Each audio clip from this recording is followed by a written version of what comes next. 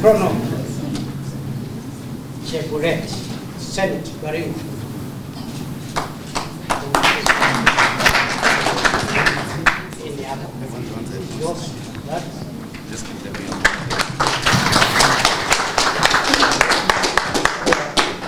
Espera por vivo esse mapa.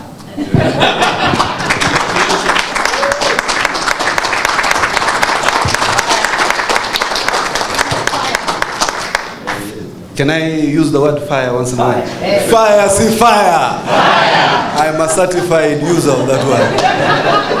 I have received direct endorsement. Noma si noma. Thank you. Now, Leonard Muriuki Njeru, member of the National Assembly for Mbeere North constituency.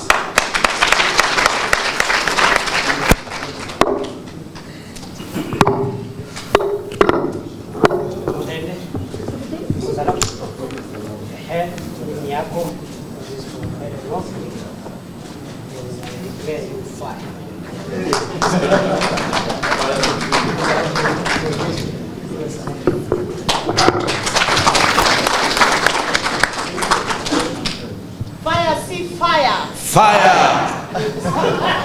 Fire, see fire! Now also to call upon David Athman Ndakwa, member of the National Assembly for Malaba.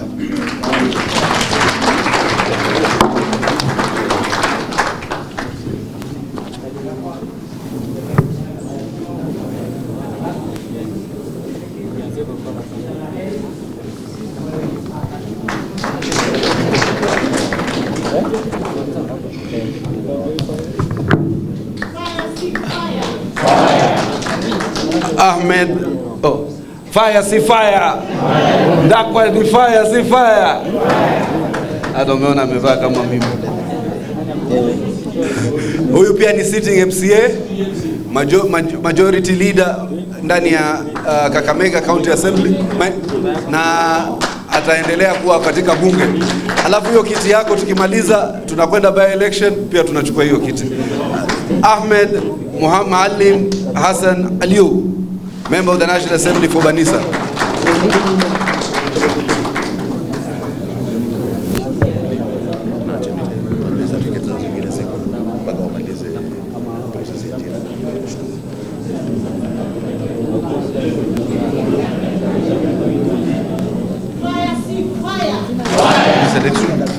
Which one? I just called them. Fire, see fire.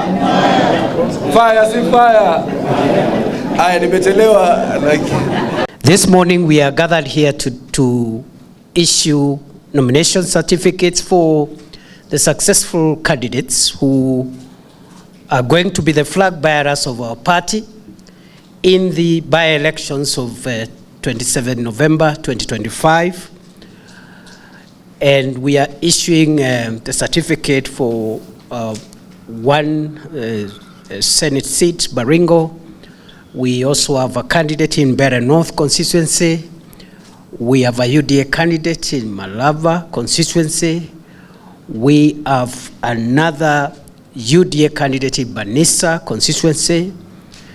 And because we are now expanded and we have been cooperating with other parties under the broad-based administration, we have made concessions so that our partners in the broad-based administration will, on our behalf, field candidates in Ugunja and Kasipul, as well as Magarini. We will also be fielding candidates in all the 17 ward by-elections in different parts of the country. And therefore today we are here to not only congratulate but also issue nomination certificates to the successful flag bearers or the successful aspirants who are now our candidates in the by-elections. I have no doubt whatsoever, when the time comes for us to account for our first term, we have a very, very strong report to give to the people of Kenya. I am humbled and privileged to be part of this great party. And this party has a huge future. This party is beyond the current leadership. We need to sustain this party 50 years, 100 years, 200 years of consistent policy implementation around social transformation, economic transformation, if we want to take Kenya to the next level. That this administration will go down in history as the administration that faced head-on the challenge of inequities and inequalities around the provision of health care, and have come up with a groundbreaking program to implement universal health coverage, lifting millions of people from the vagaries of helplessness, from a public medical insurance scheme which existed with only 7 million members. Today, we are celebrating 26.5 million Kenyans already registered into universal health coverage.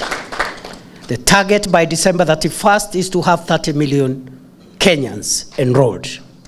The target by December 2026 is to have between 42 and 47 million Kenyans registered.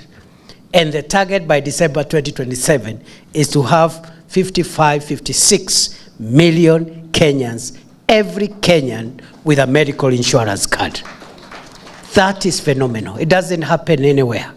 I am not aware. Even some of the most developed countries have struggled with universal health care without much success. President Obama introduced Obamacare in 2016. It was challenged. It faced political resistance. It went to the Supreme Court.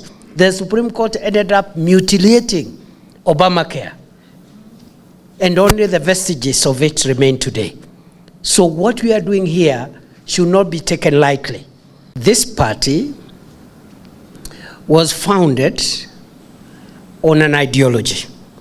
And that ideology is the transformation of the economy of our country from the bottom upwards. That is our ideology. And we must not lose that identity. I am pleased to report on behalf of our party leader, President William Ruto, that we have made significant successes, we have made significant progress in the realization and the implementation of our agenda, which we deliberately committed ourselves to 3 years ago.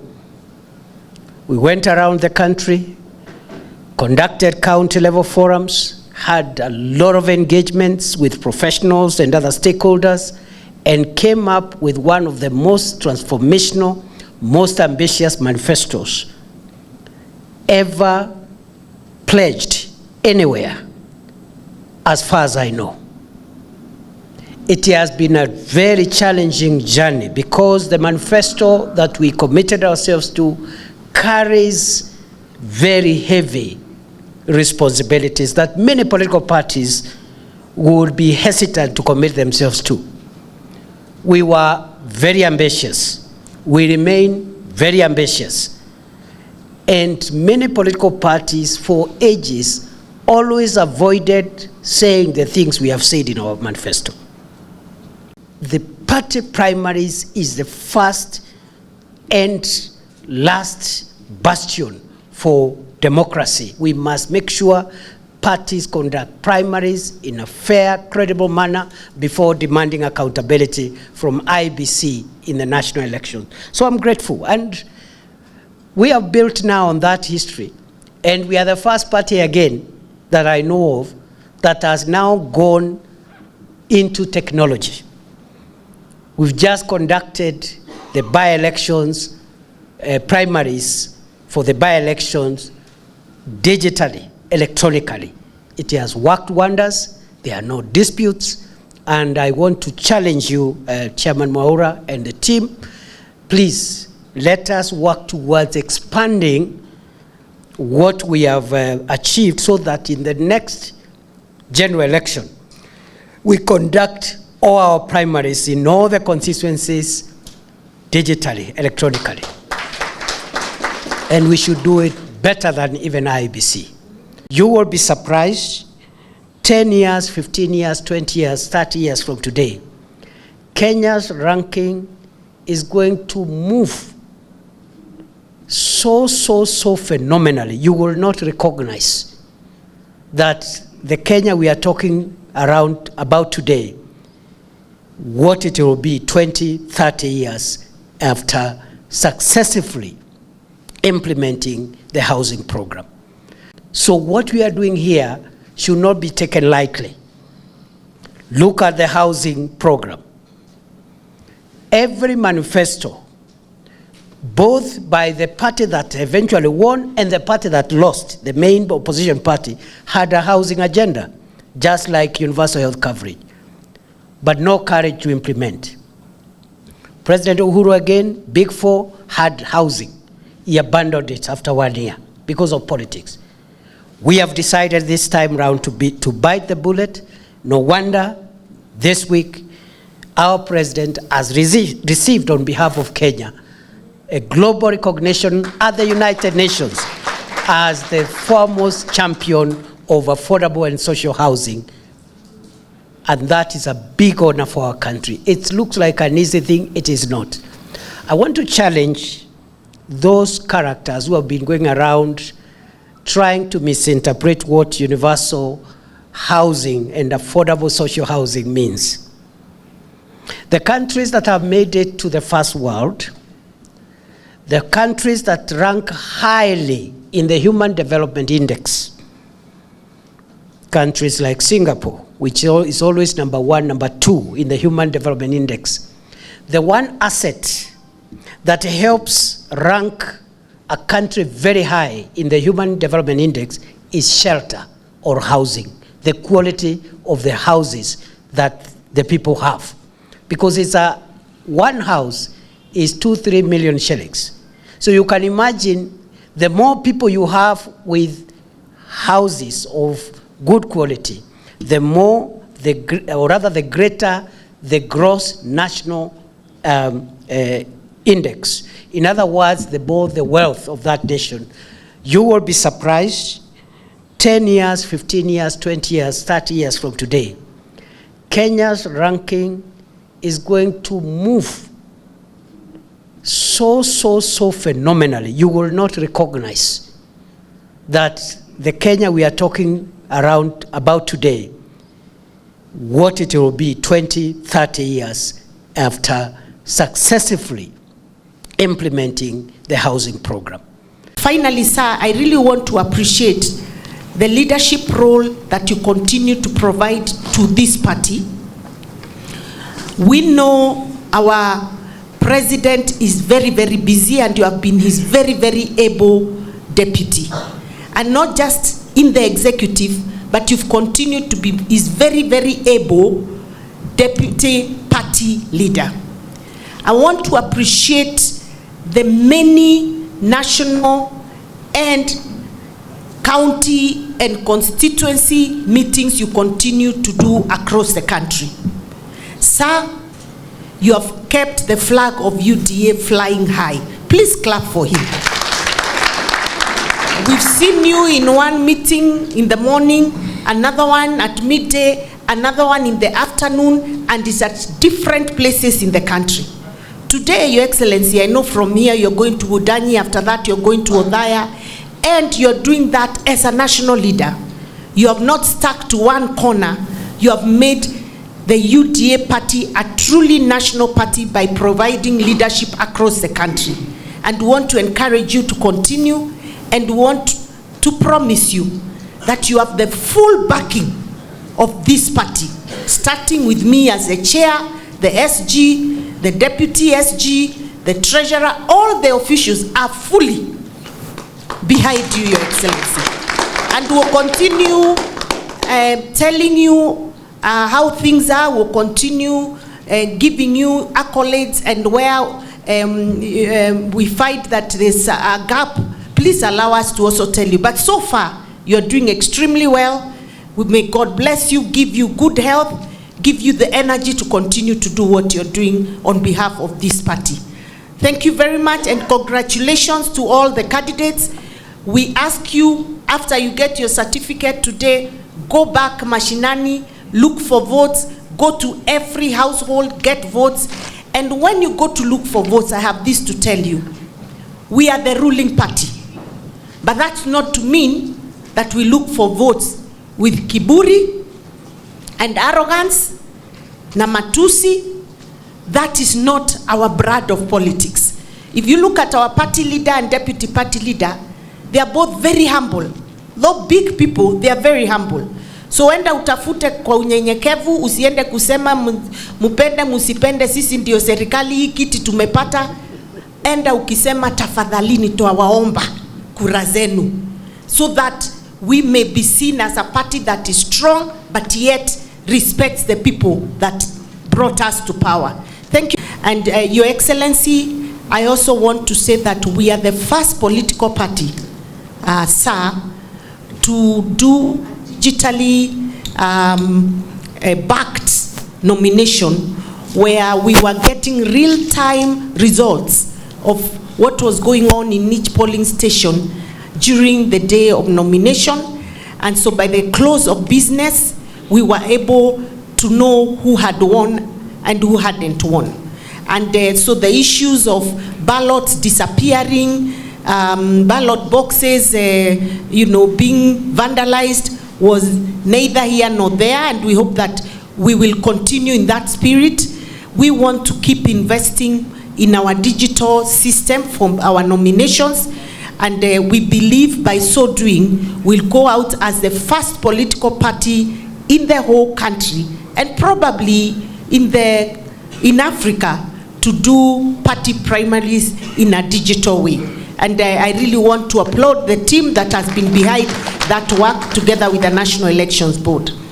This party will keep its democratic aspects fairly open in terms of ensuring that this party builds on the popularity. We are sure, Professor Kindiki, Deputy President, that our second term is a foregone conclusion, not only because of the popularity of the party and the strength of the party, but largely because of the programs we have delivered that are demonstrable in all these murals that you see in this organization. I think, Professor, it is suffice to say that in some other seats, we are working in collaboration with the ODM party. So we have agreed with the ODM party that they will run in some elections and not field candidates as UDA, and we will run in other elections and not field candidates as ODM, so that we can be able to join our efforts to ensure that we work as a team to demonstrate the spirit of the broad-based government. And I think we have agreed that for Baringo Senate, for Mbeere North, for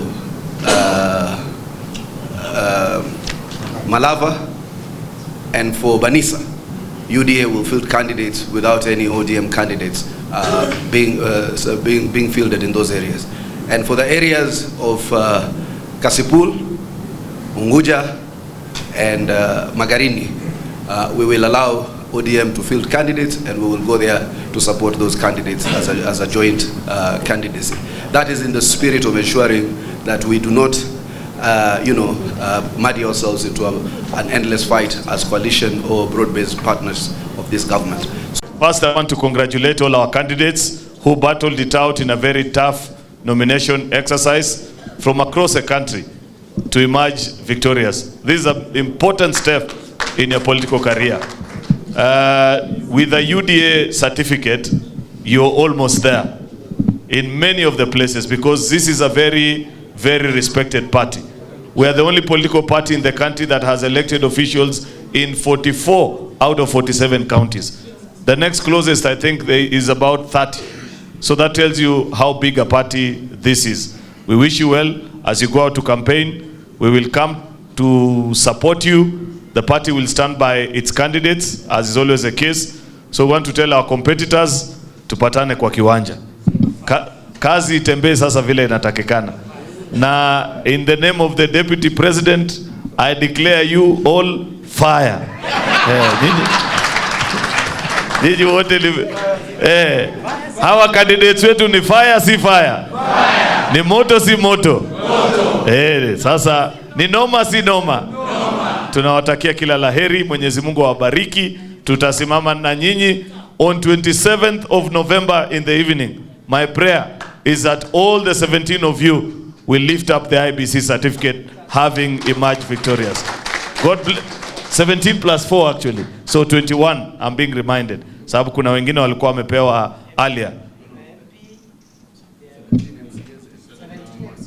And 17, I'm being corrected, 17 MCAs, 3 National Assembly members, and 1 senator. So 21 in total. I wish you all the best on the 27th. Tupatane hapa tufanye sherehe na tuanze kufanyia wananchi wetu kazi. Asanteni. I want to thank you, Chairman of the Election Board. This was very commendable of you. Asante to your team.